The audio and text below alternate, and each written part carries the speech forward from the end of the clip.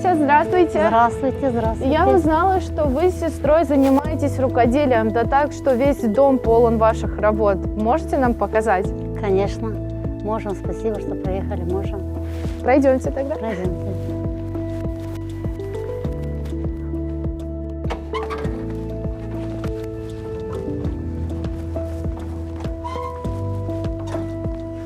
И откуда начнем экскурсию нашу с вами? Ну, с другой комнаты. Чисто гагаузская комната, все Да. вышитое от руки. Красиво, да, красиво. А это все вы вышивали? Да. Все своими руками? Да, своими руками, с крестиком, как красиво. Это тоже крестик. Но я Всё. вижу, тут все крестиком Да. вышито. Ну, кроме, можно сказать, вот этого Мало. ковра. Вот то. Я очень любила заниматься с половиками. Очень любила. Потому что мама тоже занималась половиками. И я, не знаю, столько лет, много лет уже. Сейчас уже 2 года, как я заболела, и не могу я с ними работать. И очень любила их резать. Если я на улице ходила и видела у кого-то там красивая, например, вот ткань, я мечтала именно найти такую ткань, чтобы поставить на половик, чтобы было красиво. 40 лет я как занимаюсь этими. 40 лет занималась половиками. Вот этот ковер, который висит у вас тут на стене, это тоже, я как понимаю, ручная работа? Ручная работа, да. Это сделали очень давно, очень. Это первые ковры, которые нам полюбилось, и мы сделали его дома, в станке. Это из шерсти. Это можно считать как приданое, вот эти подушки? Да, вот это приданное. Это в самом деле, ну, как на приданном мы сделали его, и сейчас оно вот тут стоит. А это сейчас недавно, вот эти красивые подушечки недавно вышивали. Это давным-давно, это называется рушники, которые на свадьбе вот встречают жениха с калачом, вот это ставить рушники. А это уже как мы. То есть можно назвать, что это комната невесты, то есть у нас есть приданое, у нас Да, есть... да. Ну, я рушники называю их, которые вот. для невесты, которые с калачом вот ставят, выходят, встречают. И мы вышивали, она вышивала много. И для примарии. Это все вот, просили, вышивала. Ваши изделия отправляются на какие-то выставки? Мы нет, не отправляем. Вот только если попросили примарии, например, 2 на 2 вышивала вот такие 2, которые, например, очень просили на свадьбе, которые вот встречают. Так. Это тоже крестик, тоже с нитками. Мы были в Полтаве, и когда мы видели вот это изображение, вот эту картину, нам очень понравилось. И мы тоже решили, когда приедем домой, будем вышивать. И вот там мы его сняли, и когда приезжали домой, вот вышивали мы его тут. Сейчас все комнаты, которые вы нам показали, это можно назвать как ваш личный семейный музей? Или... Можно назвать. Я так думаю, это домашний наш музей. Сколько туристов к вам приезжают? Приезжали много. За границу приезжали много. С Чадарлонги, с Камрата, с Кангаза, с Кишинева приезжали. А хотят ли купить что-то из ваших изделий? Предлагают ли вам? Хотят много. И каждый раз, когда приезжают, удивляются, всем нравится и хотят, чтобы мы продавали. Но мы еще не продавали никому это. Знаете, мы сами вот, нам это нравилось, и нравится, и мы себе сделали вот это все. И мы не ожидали, что вот так вот начнут приезжать к нам и просить. Это мы для себя сделали. Нам нравится вот это все и сделали для себя.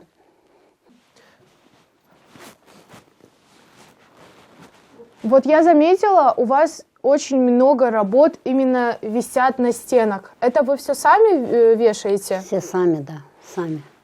Сами вышиваем, сами вешаем, сами. А никто вам даже не помогает, допустим, дети, либо внуки? У них вообще нигде нету, как у всех они за границей. Ну, мы вдвоем как-никак разбираемся и помогаем друг другу, и никому не просим. Пока. А когда доходит время это все стирать, убирать, это тоже все сами делаете? Все сами. Вот она стирает и гладит, все сама. Но а стирка как? Это все вручную делаете? Вручную. Потому что мы на машинке их не любим стирать. Вручную очень красиво получается и гладится красиво, а машинка их вот так делает. Даже если есть, которые, может, нет, то Я заметила, у вас тут есть книга, небольшой уголочек, я бы так это даже назвала. Кто этот человек и почему именно эта книга у вас тут стоит на самом, так скажем, почетном месте? папин родной брат. Когда он был еще как мальчиком, вот так ему очень нравилось играть на скрипке. Но скрипки же тогда же не было. И у него такой талант был. И он взял себе, сделал сам себе вот скрипку и играл. Потом, когда родители его узнали, он хотел учиться, у них не было денег. И он скрытно поднимался на потолок и там пел, там играл, как будто получалось у него. Когда уже ему было где-то 16 лет, не знаю, примерно, он хотел уехать, поступить в Турцию. Но так как у них денег не было, и он очень просил, очень.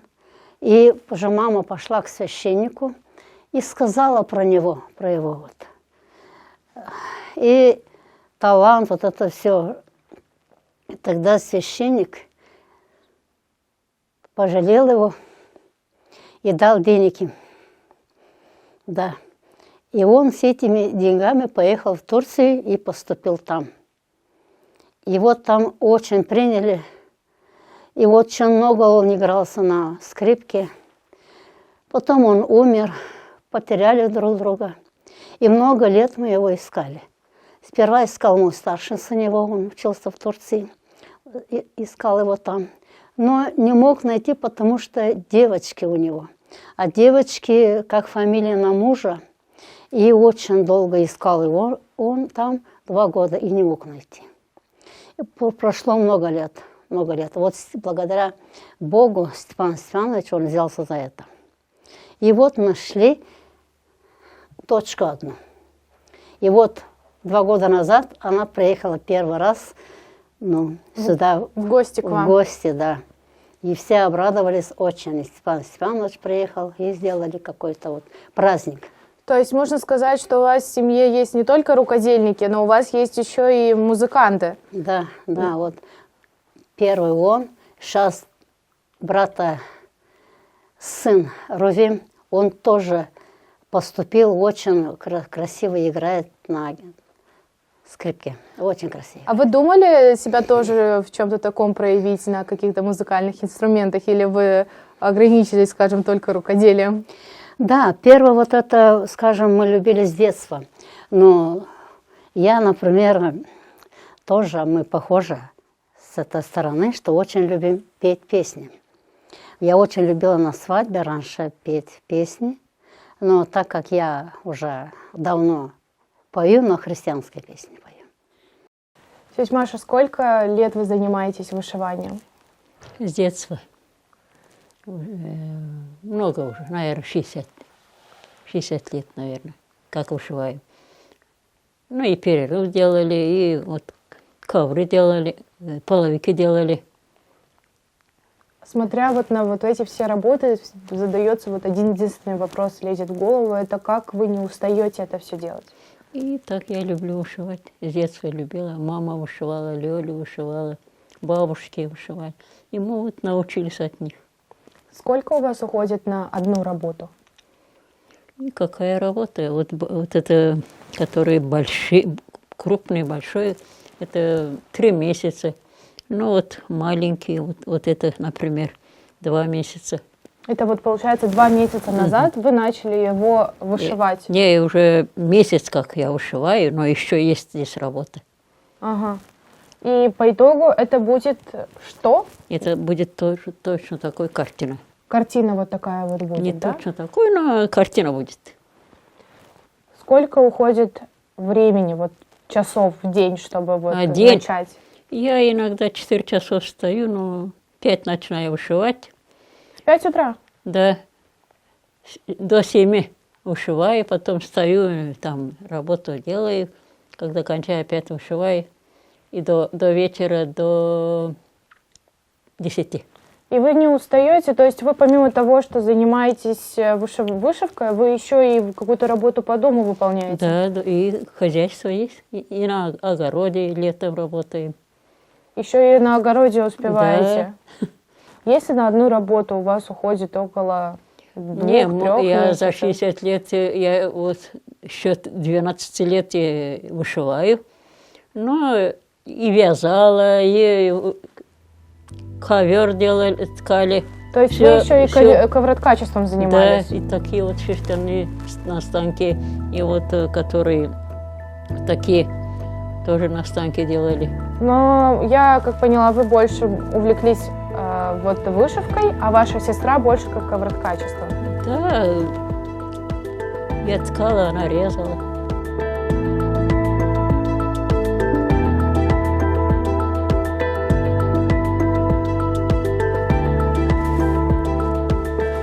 Вам спасибо большое за экскурсию, за то, что вы мне показали, чем вы живете, чем вы дышите. У меня на самом деле нет слов, чтобы передать те эмоции, которые я испытала. Это очень большой труд, и я желаю вам только удачи и еще больше таких же прекрасных работ. А вам тоже спасибо большое, что приехали. Спасибо за такое красивое обращение, очень красиво обращались, мне очень понравилось. Дай Бог вам здоровья и дальше работали и обрадовали людей, как нас сегодня обрадовали. Мы очень рады. Вам Всех спасибо благ вам. и до свидания. До свидания.